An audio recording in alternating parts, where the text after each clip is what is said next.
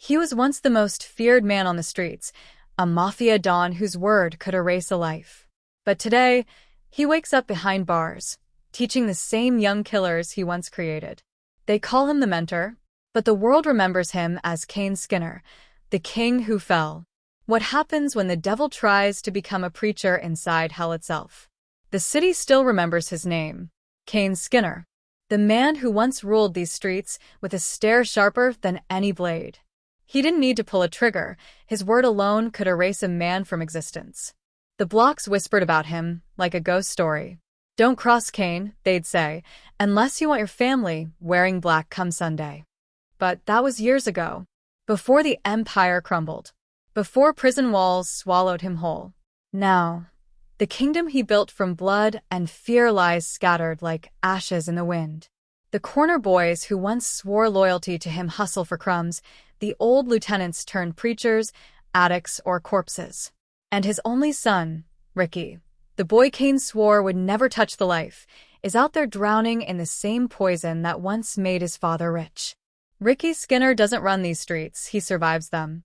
At 19, he's too young to have seen the height of his father's reign, but too old to believe in anything pure. His nights are neon-soaked and heavy with danger. Corner deals, police sirens, the buzz of paranoia that hums through the air like static.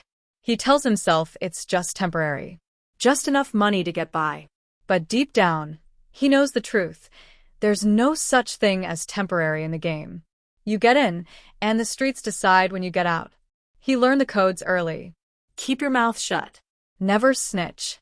Respect power. Fear nobody.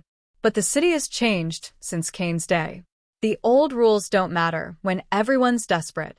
Even the corners have teeth now.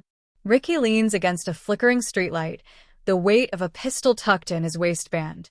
He's got his father's eyes, cold, unreadable, but behind them is something Kane never had doubt. A car slows beside him. The deal goes bad fast. One wrong look, one wrong word, and the street explodes. Bullets scream. Tires peel. Ricky ducks behind a dumpster, breath ragged, heart racing like a drumline. When the smoke clears, his friend is bleeding out, whispering prayers to a god who doesn't come to this part of town. Heat. Always heat. The kind that sticks to your skin and never lets go. Ricky wipes his hands clean, but the blood stays. He stares at his reflection in a cracked rearview mirror, and for a moment, he sees Kane's face staring back. Same jawline. Same rage simmering beneath the surface. Back in his cell, Kane can almost feel it, like blood calling blood. He's been behind bars so long that the walls know his heartbeat. He sits on the edge of his bunk, staring at a Bible that's been opened more times for hiding notes than for reading scripture. The warden calls him a mentor, now, a man who could change lives if he wanted to. But Kane knows better. You don't change a monster. You just chain it up. Every night, he hears the same sound, drums in his head. The rhythm of the streets. The rhythm of violence. The same beat that raised him. He's tried to silence it with prayer, with anger, with silence itself, but it always returns. He mutters to himself, I'm just a sinner trying to live a righteous life, though even he doesn't believe it. When he closes his eyes, the flashbacks come like fire.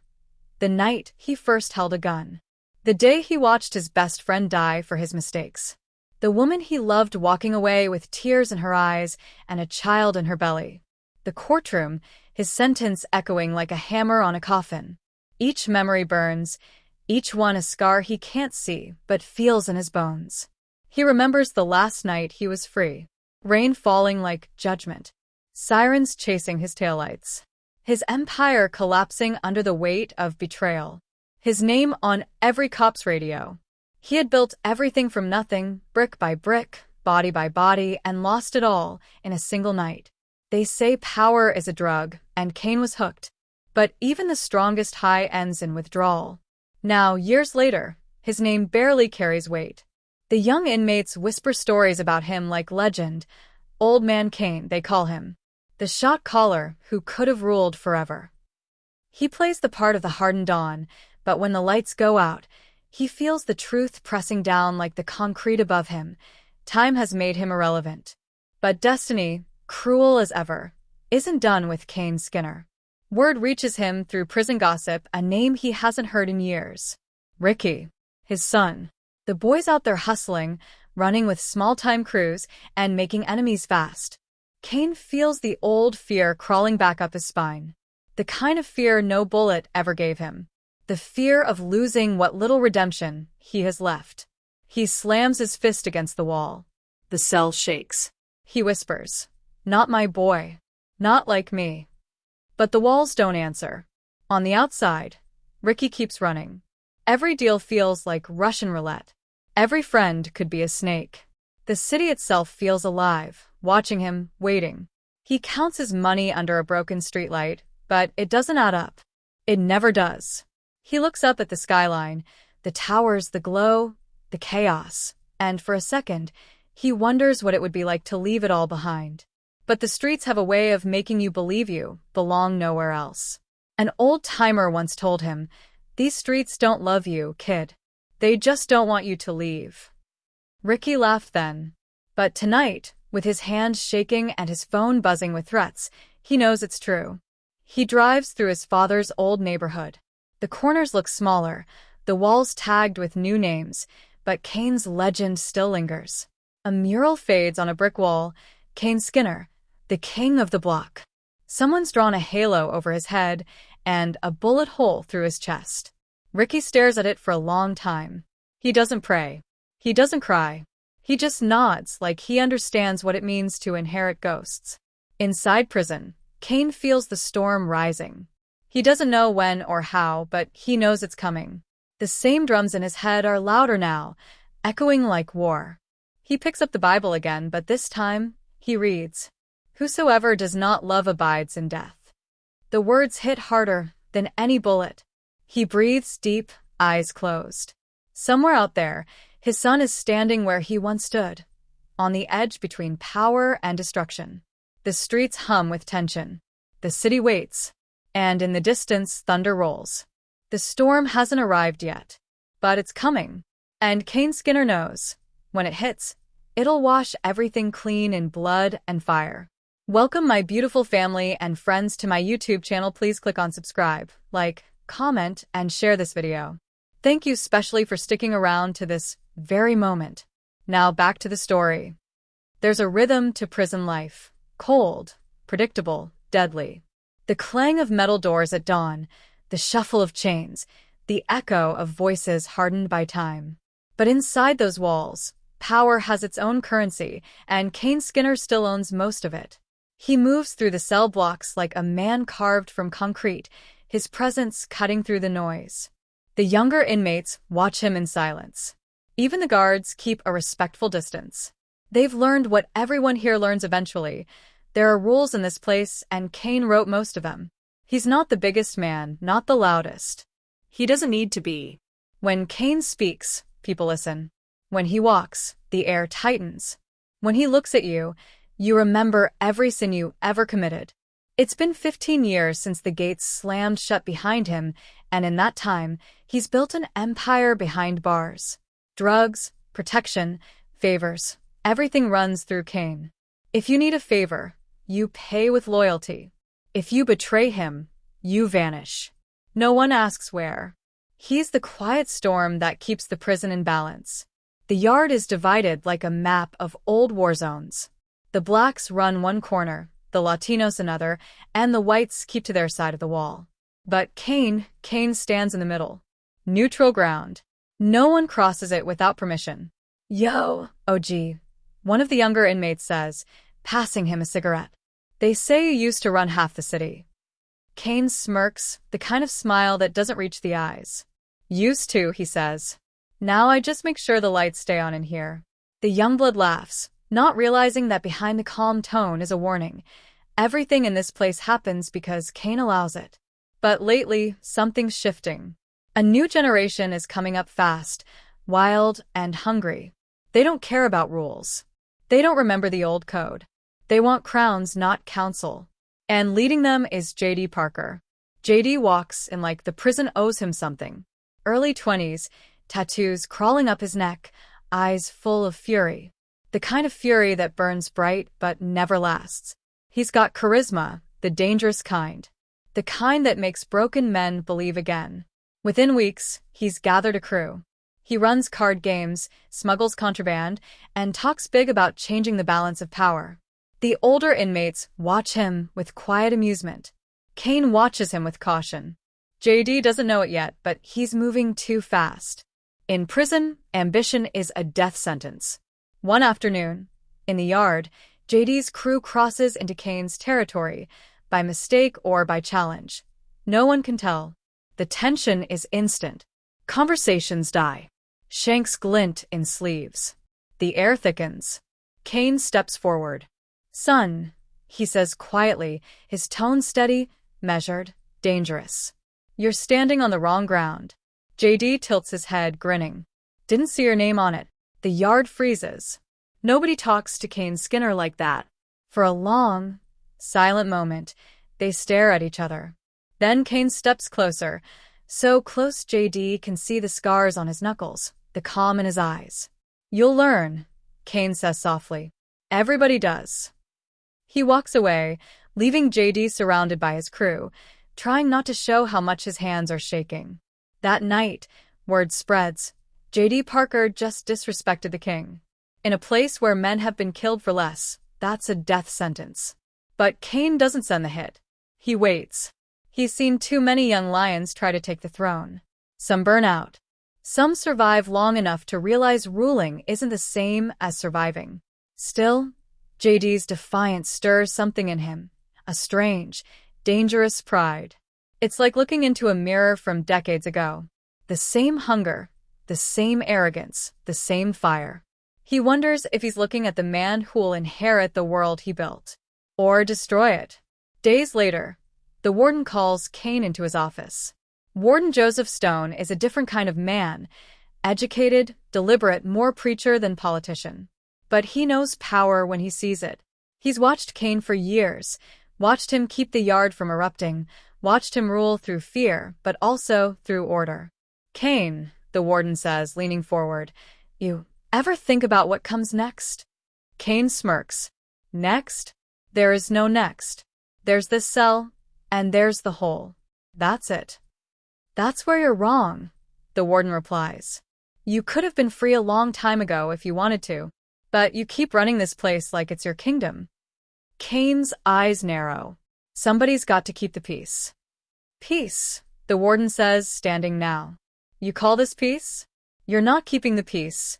You're maintaining control. You're the system, Kane. You're the reason they don't change." Kane doesn't answer. He just stares out the barred window. The sky is a dull gray, same as it's been every day for 15 years. The warden softens his tone. "I'm offering you something different. There's a program, Unity 1. You help mentor the young men coming in here, talk to them about life, about choices. You could actually change something." Kane turns to him slowly. "Why me?" "Because they'll listen to you," the warden says. "You're what they want to be. If they see you trying to change, maybe they'll believe it's possible." Kane shakes his head. "You want me to play preacher now? Ain't my style." The warden sighs. "You can live free, Kane, or you can die inside. The choice is yours." Back in the yard, the words won't leave him. Live free or die inside. He repeats them under his breath, testing how they taste. He watches JD again. The kid's reckless, but there's something in his eyes, something raw and familiar. Maybe this is the kind of man the warden meant. Maybe JD's the one who needs saving. Or maybe he's the one who'll bring hell down on them all. Either way, the storm's building. That evening, the guards dragged 2 men through the hall, beaten and bloodied. Someone tried to cross JD's operation. Kane watches from his cell as JD stares him down through the bars, a challenge, without words. Kane's lieutenant, T-Bone, leans in. "You want me to handle that?" Kane exhales smoke from a contraband cigarette. "Not yet." He looks at JD, eyes locked, the air between them pulsing with tension. "Let him play king for now," Kane says. "Every king bleeds eventually."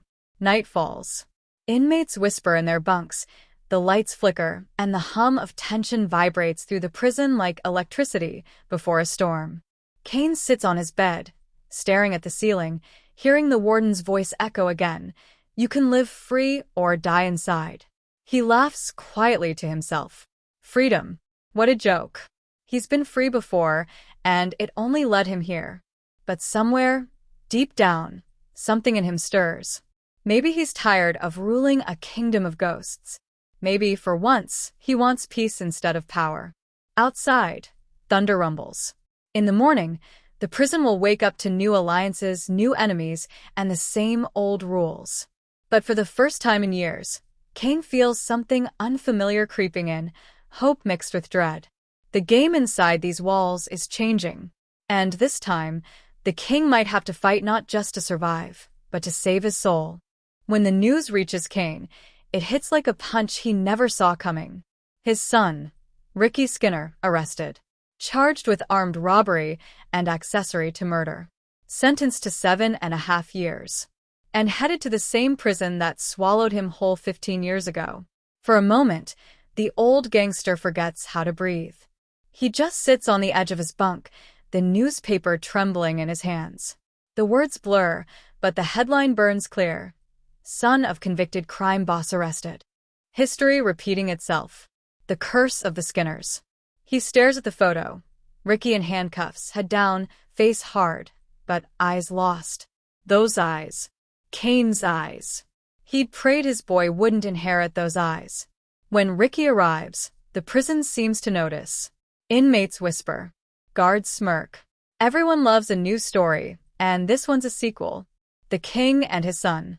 The warden watches from his office window as the young man is processed, fingerprinted, stripped, catalogued, and reduced to a number. He shakes his head and mutters, like father, like son. Kane doesn't ask to see him. He doesn't need to. He knows how this works. Sooner or later, they'll meet. The walls have a way of forcing people together, especially those trying to stay apart. When the day comes, it's in the yard. Sun beating down, sweat glistening on steel and concrete. Ricky walks out, wearing fresh prison blues, his jaw clenched tight, his gaze sharp and familiar. The other inmates part like water when they see Kane approaching. He stops a few feet away. Ricky. The name hangs in the air like gunpowder. Ricky looks up. Don't Ricky me, man. You don't get to say my name. The crowd senses tension and drifts closer, pretending to lift weights or smoke, but every ear is tuned to the same frequency. Kane studies him quietly. The way his son's shoulders tense, the twitch in his jaw, the resentment burning behind his stare. It's like looking into a mirror cracked down the middle. You holding up all right?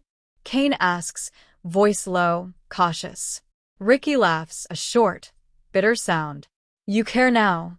It's not about that. Oh, it's about what then? You? You finally get your little family reunion in here? The words sting more than any blade could. Kane opens his mouth, then shuts it again. What can he say? That he never wanted this? That every crime, every deal, every drop of blood was meant to keep Ricky away from this place? But his silence only feeds Ricky's rage. Man, I used to hear stories about you, Ricky spits. Kane Skinner, the boss, the legend. You ran the city, right? You had all the power, all the money. But you couldn't even keep your own family together. You left us to rot while you played God. Kane's voice hardens. Watch your mouth, boy. Or what? You gonna hit me? Kill me like you killed her. The words land like bullets. The yard goes quiet.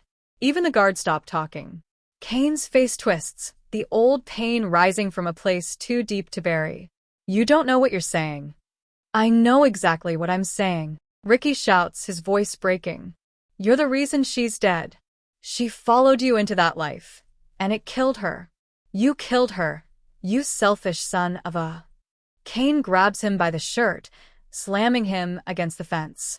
The crowd tenses, ready for violence. But when their eyes meet, something breaks. Inside both of them.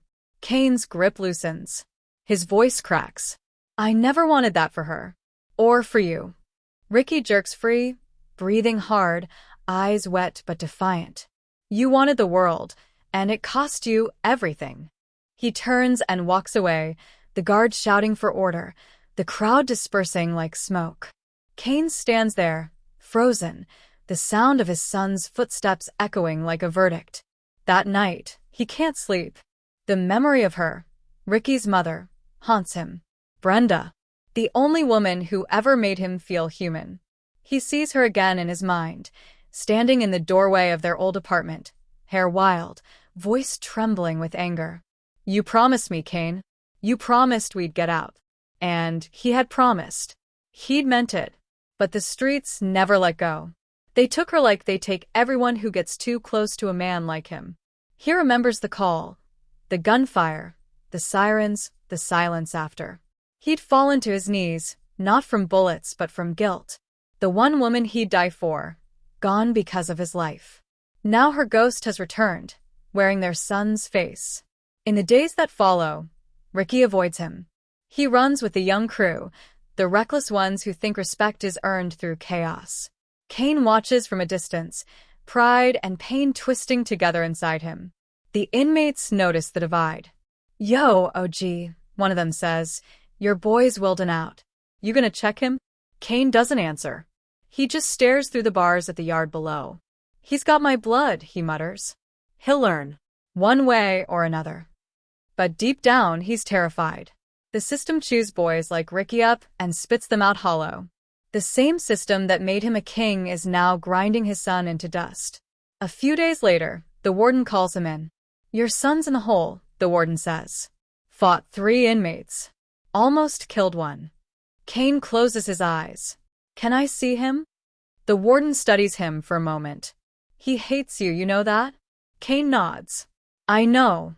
Then why do you care?" Kane exhales slowly. "Because hate means he still feels something.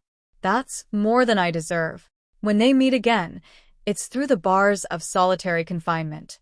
Ricky sits on the floor, bruised and bleeding, but still glaring with that same stubborn fire. Kane crouches on the other side. "You done?" he asks quietly. Ricky doesn't look up. "Go away."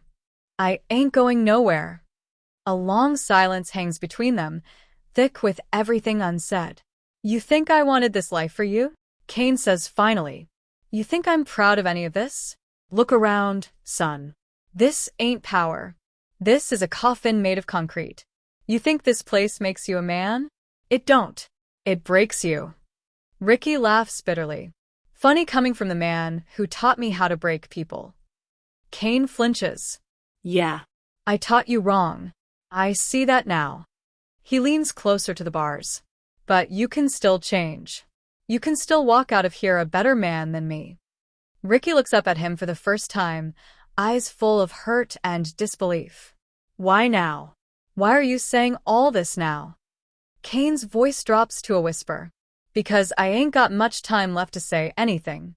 The confession hangs heavy. Ricky stares at him, confused, maybe even scared, but he doesn't ask what it means. Kane stands slowly. "You hate me. Fine. You got every right. But don't become me. Don't let my sins write your story." He turns to leave, his shadow long and heavy in the dim light.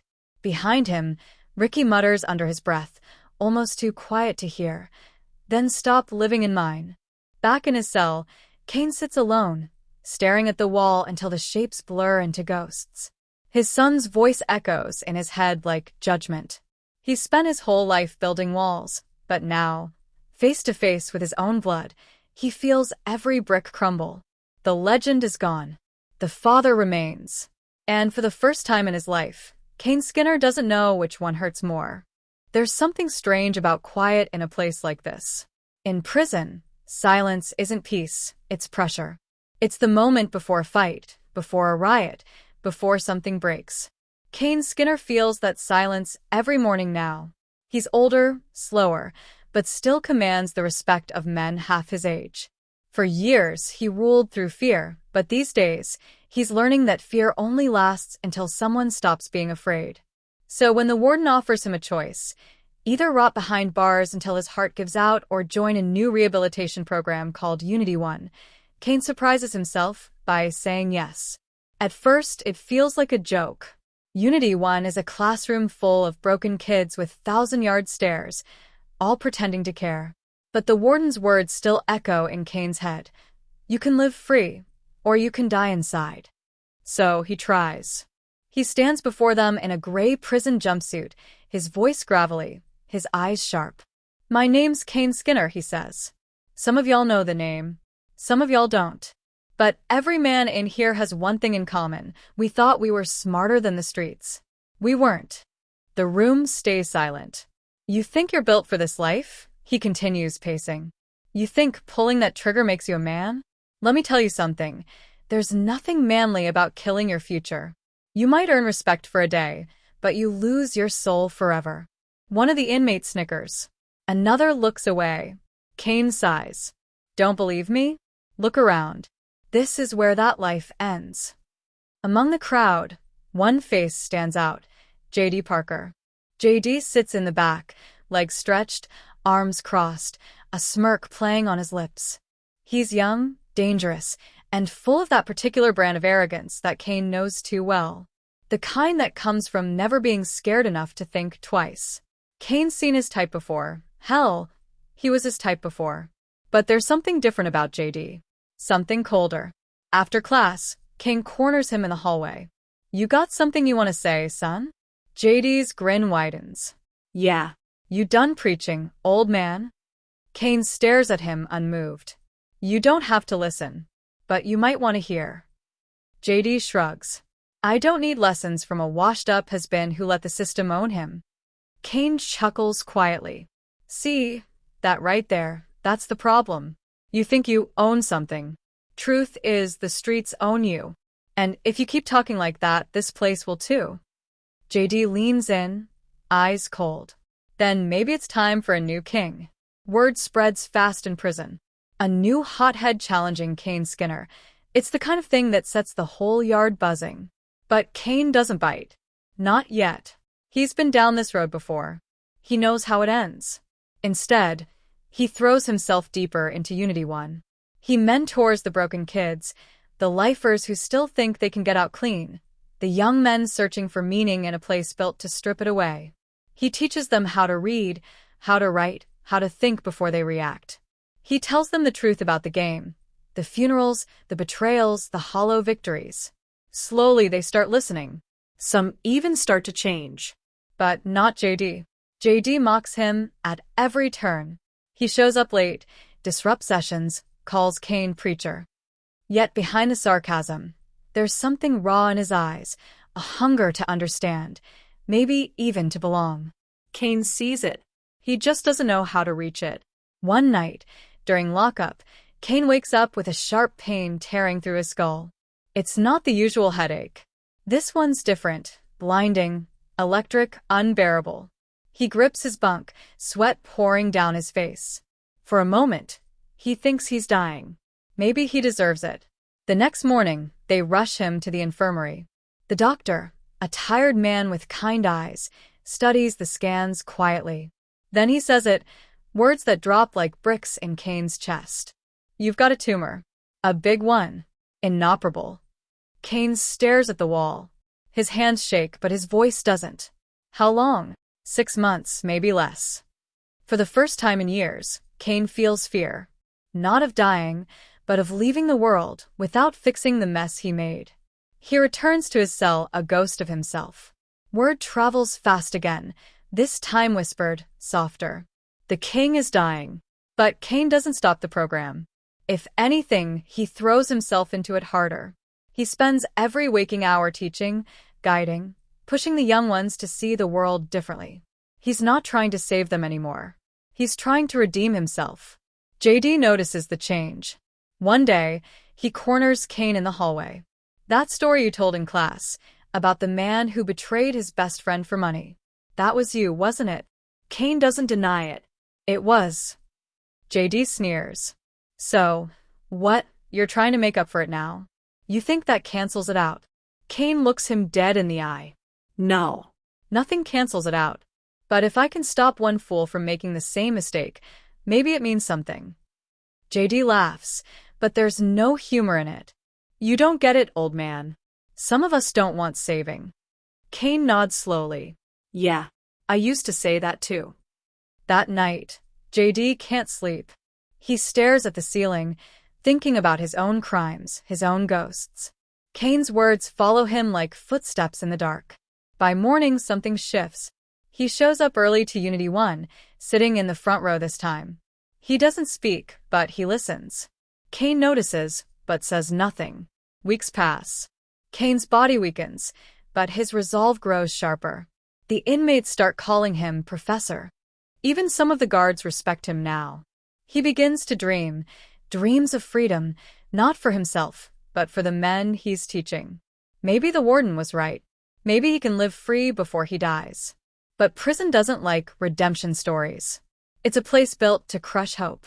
One afternoon, during rec time, JD gets into a fight with another inmate over territory. The brawl turns ugly fast, shanks flashing, blood spilling. Kane rushes in, shouting for order. JD swings blindly, rage in his eyes, until he feels Kane's hand on his shoulder. Enough! Kane growls, dragging him back. JD struggles, panting. Stay out of this. Look at yourself. Kane shouts. You think this makes you a man? This is the same damn path I walked, and look where it led me. For a moment, JD freezes. Then he drops the shank, breathing heavy. The guards storm in and drag them both away. In the chaos, Kane collapses, clutching his head. The pain is back. Worse than before. Hours later, in the infirmary, JD sneaks in. Kane lies pale, weak, but awake. You could have let me die out there, JD says quietly. Kane smiles faintly. Yeah. Could've. But then I'd have to answer to your mama. JD frowns. I don't have a mother. Kane's eyes glisten. Yeah, he whispers. Neither did I. They sit in silence for a long moment. Then Kane reaches for JD's arm, his voice barely a rasp. Don't waste your life proving you're strong. Real strength is walking away. JD looks at him, eyes wide with something that might be respect, or maybe fear. Then he nods once and leaves. That night, Kane lies awake, staring at the ceiling again. The drums are back in his head, faint and distant, but slower now. He knows his time is running out. But for the first time in years, the silence doesn't feel like pressure. It feels like peace. The rain falls hard against the prison's glass, a steady rhythm like God tapping his fingers in warning. Kane sits in the visitor's room, staring at the clock. Visitors are rare for him. Too many enemies, too many ghosts. But today, the guard said a name that froze him mid-breath. Brenda. He hasn't heard that name in over 20 years. When she walks in, time folds. She's older now, lines on her face, grief in her eyes, but that same fire still burns in her voice. For a moment, Kane forgets where he is. He forgets the steel walls, the cameras, the guards. All he sees is the woman he loved, the one he lost to the streets he tried to own. Damn, he mutters, half smiling. Didn't think I'd ever see you again. Brenda sits down across from him, folding her hands. I almost didn't come. Then why'd you? She studies him, her jaw tight. Because you need to know something, Kane. Something I should have told you a long time ago. There's a tremor in her voice that makes the room colder. Kane leans forward. What is it? She hesitates, eyes glistening. You remember when I left? Went to Arizona? Yeah. You said you needed peace. I was pregnant, Kane. The words hit harder than a bullet. Kane's chest tightens. What are you saying? I had your son. For a long moment, he can't speak. The air feels heavy, too thick to breathe. My son? Where? Her voice breaks. He's here, Kane. In this prison. His name is J.D. Parker. Everything inside him stops. He hears the name echo in his skull like thunder. J.D. The same J.D. who's been challenging him, the same kid with his fire, his temper, his arrogance. His blood. Kane grips the edge of the table, his knuckles white. No. No, that can't be. Brenda's tears fall freely now. It's true. I try to keep him away from this life. I told him nothing about you. But the streets found him, just like they found Ricky. And now both of your sons are here, locked up in the same hell you built. Kane feels the world collapsing inward. The walls close in. The hum of the fluorescent lights grows louder. He whispers, "My sons." Brenda reaches across the table, but he pulls back like her touch might burn. "You should have told me," he says, his voice shaking with fury and grief. "I was trying to protect him from you," she snaps. "From this. From the monster you were." He slams his hand down, the sound echoing through the room. "Don't you think I already know what I am?" A guard steps closer, hand on his baton. Kane waves him off and leans forward, lowering his voice. "You sang my boys there and here together?" Brenda nods. "They don't know they're brothers. And if you don't stop them, they're going to kill each other." Her words slice through him. Kane closes his eyes, flashes of memory flickering like lightning. Brenda laughing under streetlights, Ricky's first steps, JD's defiant stare. 2 lives, 2 paths, both poisoned by his sins. Brenda stands to leave, her voice trembling. "You always said the streets were your family. Now they've taken your real one." She turns away, leaving him with the echo of her footsteps and the sound of his heart breaking. That night, Kane sits in his cell, unable to move. His mind spins, replaying every moment with JD, the smirk, the defiance, the fire in his eyes. It all makes sense now. The way JD fought him, not like a rival, but like a son desperate to prove himself. He whispers into the dark, "God, what kind of man am I?" No answer comes. Only the drums again, faint and haunting, the same ones he's heard since the day he was locked up. But now they sound different. Now they sound like footsteps, his sons walking toward each other on paths lined with blood. By morning, the air in the prison feels different. Charged. Rumors ripple through the cell blocks. JD's crew is rising. He's cutting deals, rallying soldiers, expanding into corners that used to belong to Kane's network. Some call it ambition. Kane knows better. It's destiny, coming full circle. And the cruelest part? Ricky's caught in the middle. Ricky's been running errands for one of Kane's old lieutenants, trying to survive. JD's crew runs the other side. 2 young men, unaware they share blood, building armies against each other. The storm Kane's been feeling is here. In the yard, tension crackles like electricity. The air smells of sweat and gun oil. JD stands on one end, his crew behind him. Ricky's on the other, a knife tucked into his waistband. Kane watches from his spot by the fence, heart pounding like war drums. A guard murmurs, "You think this'll pop off?" Kane doesn't answer. He already knows the answer. JD steps forward, shouting something that makes Ricky's crew laugh and his own bristle. Words turn to insults.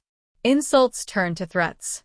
Kane moves before anyone else does, stepping between them like a man stepping into fire. "That's enough," he roars. The yard freezes. Even the guards hesitate. "Y'all want to throw your lives away?" he growls. "For what? For pride? For dirt that ain't yours?" JD glares. "Stay out of this, old man." Kane's eyes lock on him, pleading, desperate. "You don't understand. You're fighting your own blood." The words hang heavy, confusing everyone, especially JD. Ricky frowns. What's he talking about? Kane looks between them, his chest heaving. He wants to tell them the truth, but his throat closes. "Not here. Not like this."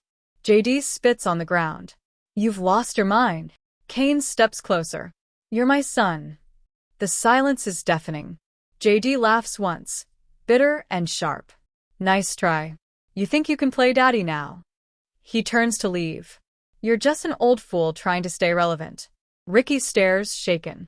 What the hell is going on? Before Kane can answer, a shank flashes in the sunlight.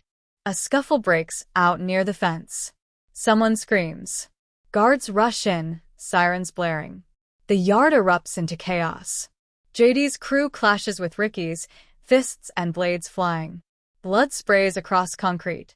Kane grabs JD, shoving him out of the way of a blade, then yanks Ricky down as guards fire warning shots. The scene is madness, pure and biblical. When it's over, the yard is painted in red and silence. Kane stands between them, shaking, eyes full of anguish. His sons, both alive, both furious, both staring at him like he's the enemy. He looks up at the tower, where the guards are still shouting, then down at his trembling hands. The warden storms out, barking orders. Lock it down. Everyone back to their cells. As they're dragged away in cuffs, JD spits blood and glares at Kane. Whatever you think we are, it's too late for that. And Kane, still on his knees, whispers, it's never too late until it is. That night, the prison hums with tension. Whispers of revenge crawl through the halls. JD's crew wants blood. Ricky's side wants retaliation. The guards brace for war. In his cell, Kane stares at the ceiling, the pain in his head pulsing like a drumbeat. He knows what's coming. He feels it deep in his bones. The sins of the father have finally come home. And this time, no one, not God, not love, not redemption, can stop what's already been set in motion. The prison feels different now. Quieter. Meaner. The air tastes of metal and tension, like the calm before a storm that everyone knows is coming but no one wants to name. Kane Skinner feels it in his bones. The rhythm. The dread. The drums. They've been beating in his head again, slow, heavy, merciless. Every echo a warning. Something is about to break. It's been a week since the yard erupted in blood and madness. The warden locked the prison down, but walls don't stop whispers. Word still moves, traveling faster than contraband. J.D. Parker's crew is plotting payback. Ricky's side is on edge. And Kane is caught between two sons who don't even know how deep the bloodline runs. In the dark of his cell, Kane whispers to himself, "Storm's coming, baby." His voice cracks. And there's nothing I can do about it. He's tried. God knows he's tried. He went to the warden, begged for separation, different blocks, different routines, anything to keep his boys apart. But the warden just shook his head. "We don't play family counselor here, Kane. You made your bed. Now lie in it." So Kane does what he's always done. He prepares for war. JD's cell is a hive of energy. He sits at the center, sharpening a blade made from a melted toothbrush, his eyes cold and focused. Around him, his crew, young, wild, reckless, feeds off his fury. "They jumped us," one of them says. Ricky's crew crossed the line. JD smirks. "Then we'll bury them." But this isn't about territory anymore. This is personal. For JD, it's about pride, betrayal, and that old man Kane. He remembers the yard, remembers Kane's words, "You're my son." The audacity of it. JD laughs under his breath. He wants to be my father now? After leaving me to rot? Nah, man. He's just another ghost trying to own me. But deep down, the laughter doesn't reach his chest. There's something else there, a hollow ache he refuses to name. Meanwhile, Ricky sits alone in the chapel, head bowed. The flickering candlelight makes him look older, broken. He hasn't spoken to Kane since the fight. One of his friends, a wiry kid named Tino, walks in. Word is JD's moving tonight. He's got soldiers on B tier waiting. Ricky sighs. "I'm tired, man. I'm tired of fighting ghosts." Tino frowns. "You ain't got a choice, bro. You either ride or die."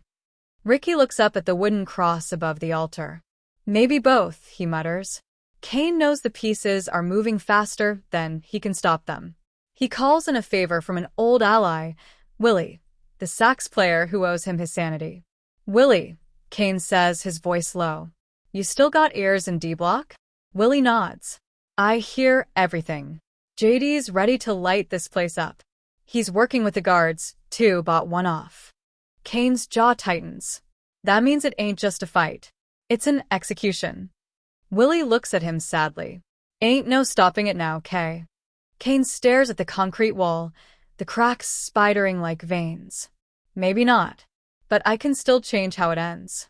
That night, thunder rolls outside, echoing through the metal corridors like war drums. Rain lashes the windows. Power flickers. Even the guards look uneasy. The storm outside matches the one brewing within. JD moves like a ghost through the shadows, blade hidden in his sleeve. His crew fans out across the tier, waiting for the lights to go. He's calm now, too calm.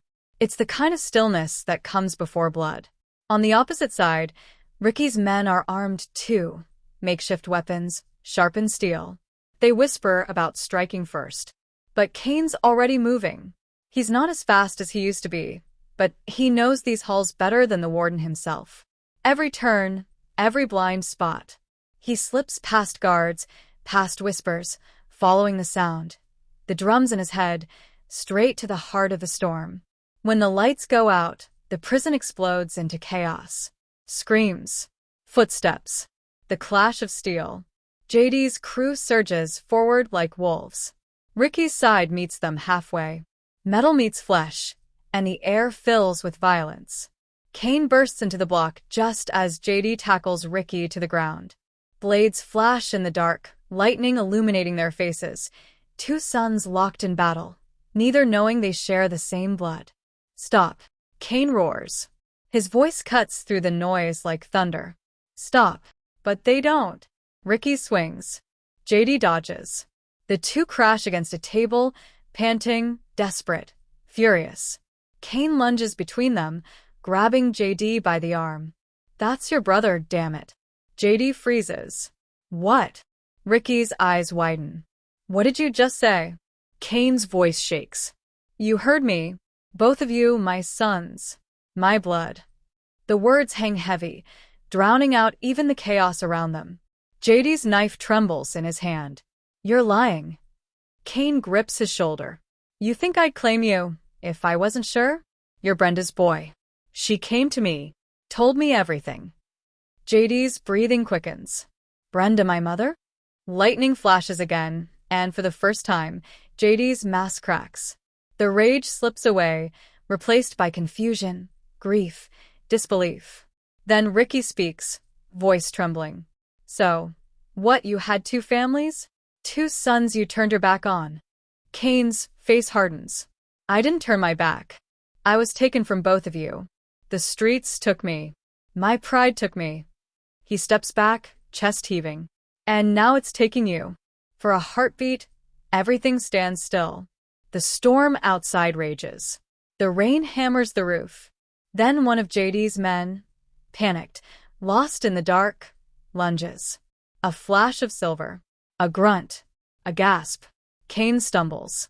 The knife buries deep in his side. Ricky catches him before he falls. Pop. JD spins, grabbing the attacker and slamming him into the wall, fury exploding through him. You stupid son of a... The guards flood in, guns raised, shouting orders. Everyone drops. Everyone freezes. Kane lies on the floor, blood seeping through his shirt, the world fading around him. Ricky holds his hand, tears cutting through grime. JD kneels beside him, silent, trembling. Kane's voice is faint, but steady. You listen to me, both of you.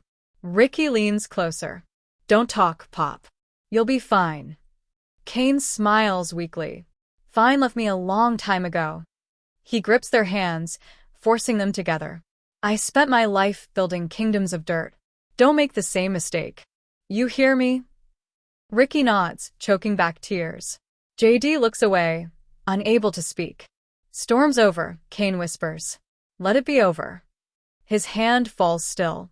The guards drag everyone apart, shouting, cursing, restoring order with batons and bullets. But the war dies there, on that blood-stained floor. JD and Ricky sit in separate cells that night, neither sleeping, both haunted by the same image, their father lying between them, the storm finally quiet. Outside, the rain slows to a whisper. Inside, for the first time in years, the drums in Kane's head fall silent. The world narrows to a hum, the slow, fading rhythm of a man's final heartbeat. Kane Skinner lies in the infirmary, wrapped in white sheets that smell like bleach and loss. The once feared king of the streets, the man who ruled a city and later a prison, is now just another broken body waiting for time to finish its work. His chest rises and falls like a stubborn engine, every breath fighting the weight of years, of violence, regret, and ghosts that never learn to rest. Outside, dawn filters through the barred window, slicing the room into stripes of light and shadow. The storm has passed, leaving behind a silence that feels almost sacred. For the first time in a long time, the prison isn't roaring. It's listening. Kane turns his head slowly, the pain cutting through him like glass. The doctor said the knife wound would have healed if the cancer hadn't already eaten most of him away. 6 months, they said. That was 3 months ago. He smiles faintly. Guess I always finish early, he mutters. Every night since the riot, he's seen their faces. Ricky and JD. His sons. His blood.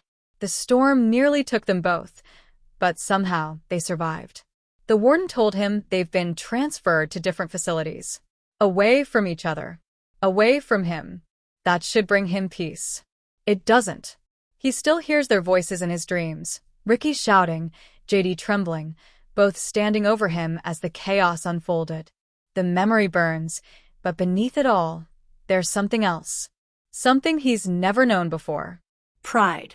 Not the kind he built empires on. Not the kind soaked in power or fear.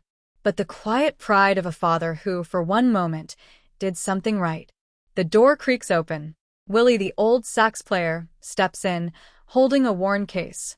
Brought you something, brother, he says softly. Kane chuckles, his voice gravelly. You always did show up when the music stopped. Willie opens the case and lifts out the saxophone, brass dulled, but still beautiful. The same one Kane fought for months ago, begging the warden to return it to Willie through the Unity 1 program. Now it's here, gleaming faintly in the morning light. Kane's fingers tremble as he touches it. Didn't think I'd see her again. She missed you, Willie says. So, did the fellas. They say the yard don't sound right without your voice echoing through it. Kane smiles weakly. Ain't much voice left to echo. Willie sits beside him. Then let the horn speak for you. Kane lifts the sax slowly, wincing with every movement. His lungs are shot, his body failing, but when he brings the mouthpiece to his lips, something in him wakes up. The first note is rough, a rasp more than a tone, but it grows, warms, deepens. The sound fills the room like smoke curling through bars. It's a hymn made of pain and memory, every note carrying the weight of the life he lived and the lives he broke. In his mind, he's not in prison anymore. He's back on the corner in Southside, the night air thick with music and danger. Brenda's laughing beside him. Ricky's just a baby in her arms. JD hasn't even been born yet. The city glows golden, full of promises he never kept. The music rises, trembling, aching, pure. Guards pause outside the door, listening. Nurses stop in the hallway, whispering. Even the warden, standing in his office upstairs, closes his eyes. For a moment, everyone forgets what this place is. When the last note fades, Kane leans back, exhausted, but smiling. His breathing is shallow now. Willie wipes his eyes. You still got it, Kay. Didn't play for them, Kane says. Played for her. For them boys. Willie nods. They'll hear it somehow. Kane looks toward the ceiling, where sunlight cuts through dust. Maybe that's enough. A guard steps in quietly. You need anything, Skinner? Kane shakes his head. Just a minute alone. When the door closes, he whispers a prayer. Not the kind preachers recite from pulpits. This one comes from the gut.